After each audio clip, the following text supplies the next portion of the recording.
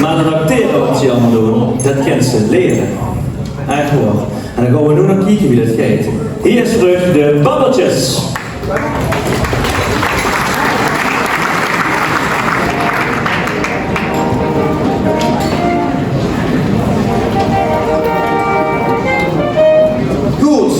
Goedenavond allemaal, welkom bij de workshop Acteren cancelleren.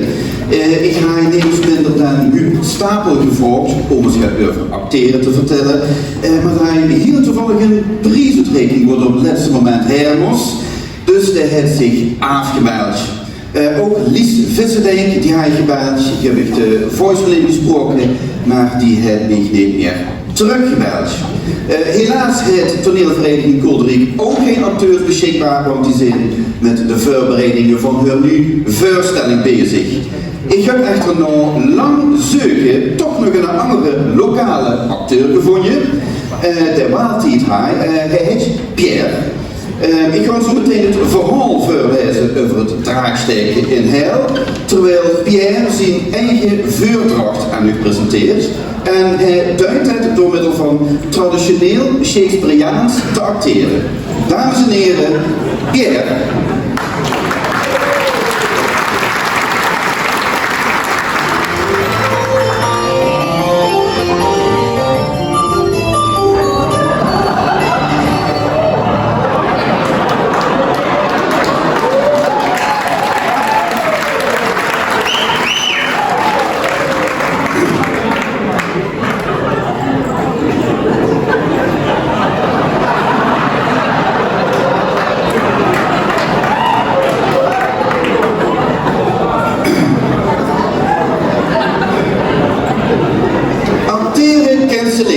Door Pierre.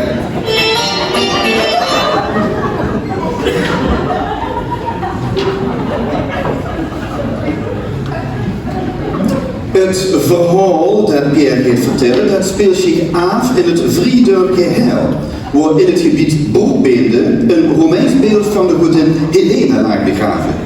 Dat beeld werd bewaard door de draak, maar in het Vriedorpje Heil, daar leef je in een ridder. En de ridder die de draak wil verslaan.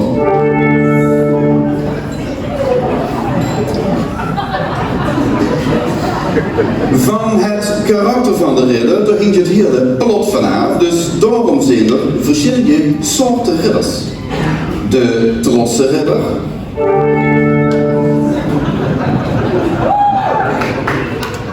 De trotse ridder met een lichamelijke afwijking.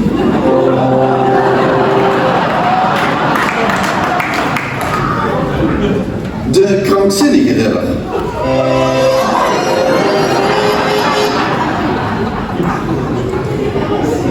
De kwaaie ridder.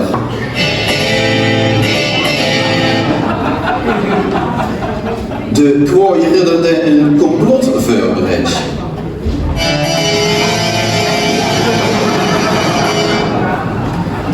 De krankzinnige ridder die een plan aan het uitbreien is.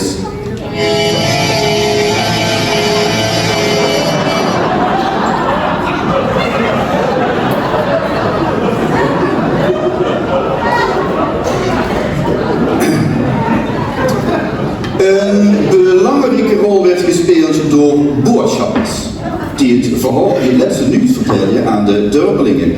Bijvoorbeeld dat er de draak in de buurt was, of dat er weer een gesneuveld was. Die boodschappers die kent ze onderscheiden in verschillende soorten. De boodschapper met goed nieuws.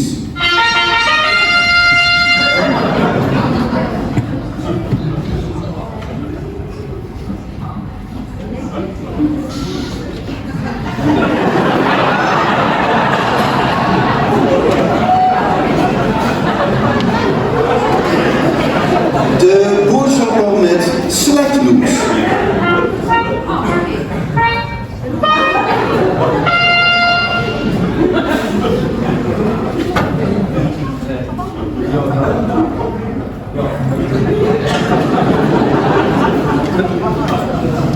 De boodschapper met onbelangrijk nieuws.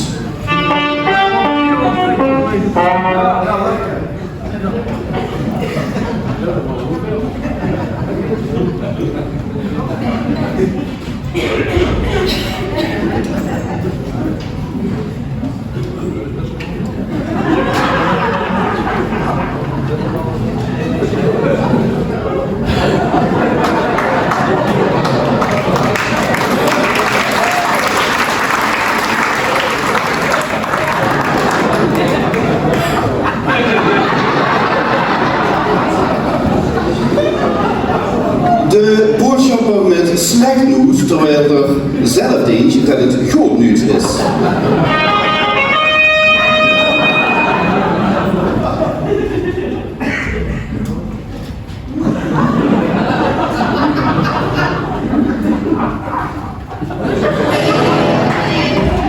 De dood kwam snel en vaak voor in deze meedogenloze wereld.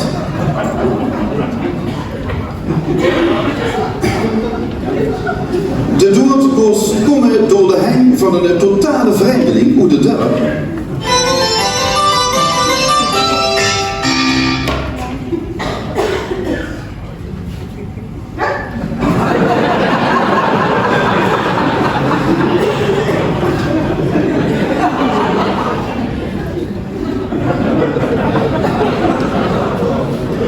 Of door de hang van die beste vriend.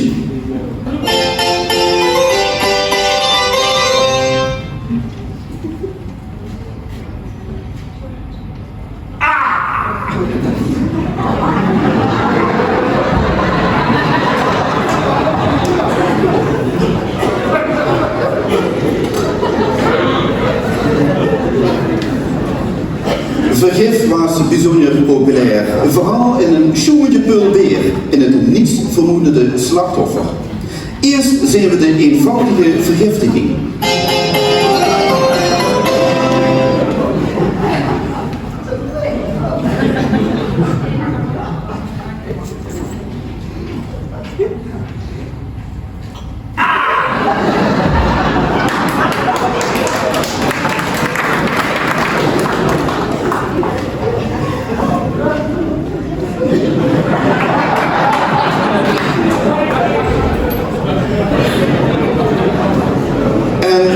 Zien we de schurk die vergif wil gebruiken.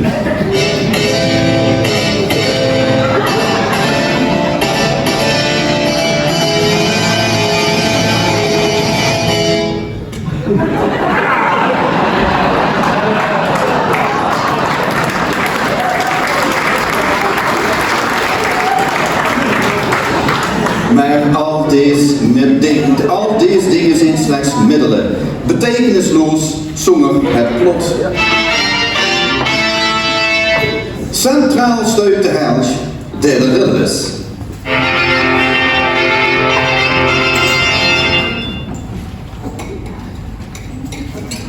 Die in het tweelingkoor heeft.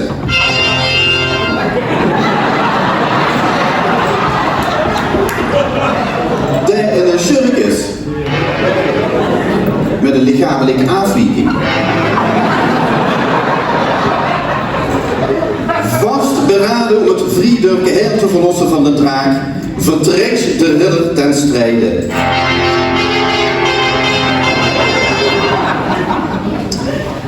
Wie Landgoed Nederhoven neemt de geliefde afscheid van de held.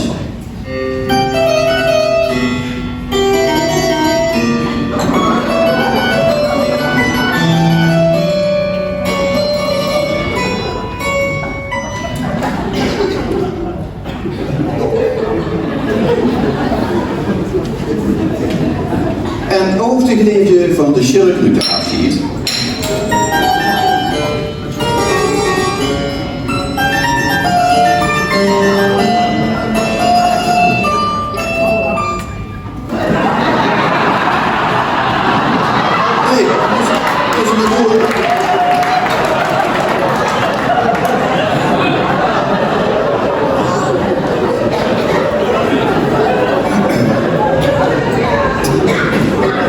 De ridder vertrok en trok ten strijde, maar plots klonk er een diep donderend gegom.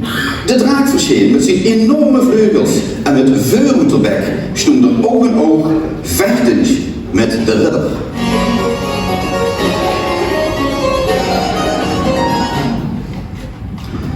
tot uiteindelijk de boodschapper het slechte nieuws brengt dat de ridder dood is.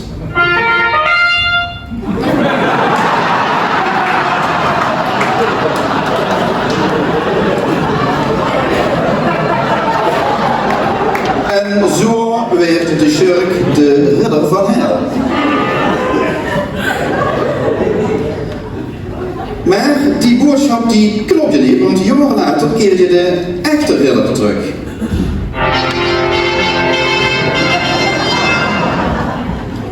In vermomming.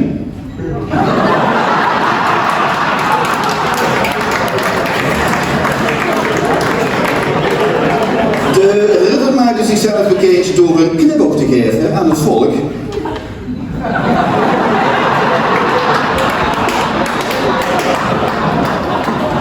Maar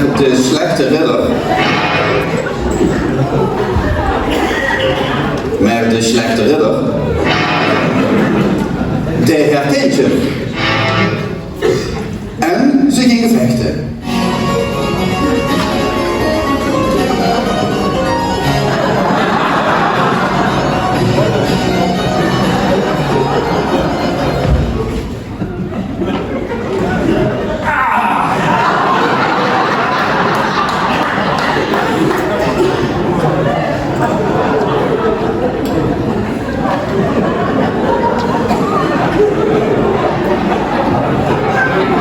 De schurk sterft ook, alleen wie dat in de schurk geen sterven. De ridder eist zijn troon weer op en viert samen met zijn volk de overwinning. Het deed het met een schoonje pulbeer dat toevallig neven zijn de troon stond.